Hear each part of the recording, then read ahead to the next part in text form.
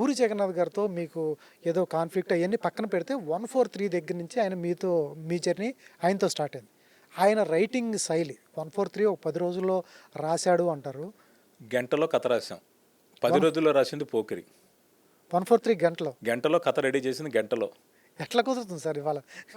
ఒక్కొక్కరు నేను మామూలుగా అడుగుతున్నాను, ఒక్కొక్కరు కథ రాయడానికి గోవా సిట్టింగ్కి వెళ్తారు, లేకపోతే వేరే చోట సిట్టింగ్కి వెళ్తారు, ప్రొడ్యూసర్ వాళ్ళందరికి గదులు ఇస్తాడు, ఏసీ రూమ్లు ఇస్తారు, అన్ని సదుపాయాలు కలెక్ట్ చేసిన తర్వాత అది ఒక 3 నెలలు సిట్టింగ్లు అయిపోయిన తర్వాత 4వ నెలకి ఏదో ఇంకా వర్క్ ఉంది అంటూ వస్తారు. మీరు గంటలోనూ రోజులు ఎలా రాస్తారు కథలు? అంటే ఒక విషయం ఏంటంటే అండి, పేపర్ మీద పెన్ను పెట్టడము, ఒకరికి నేరేషన్ చేయడానికి ఒక టైం అనొచ్చుకోవచ్చు, ఒక రోజు కావచ్చు, ఒక గంట కావచ్చు.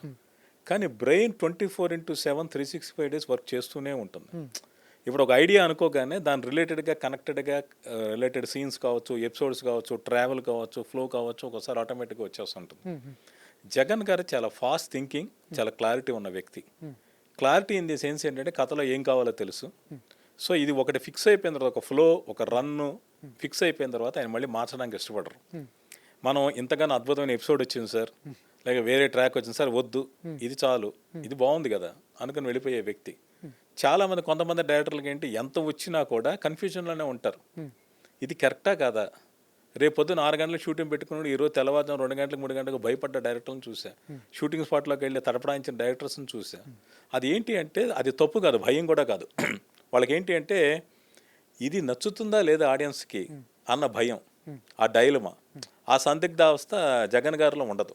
చాలా క్లారిటీగా, చాలా డేర్గా ఉంటారు. అందువల్ల అలా జరిగింది. ప్రభుత్వ నియంతృత్వాన్ని ప్రశ్నిద్దాం. సాక్షి టీవీపై జరుగుతోన్న దమనకాండను అడ్డుకుందాం. తెలుగువారి మనస్సాక్షి సాక్షి టీవీ.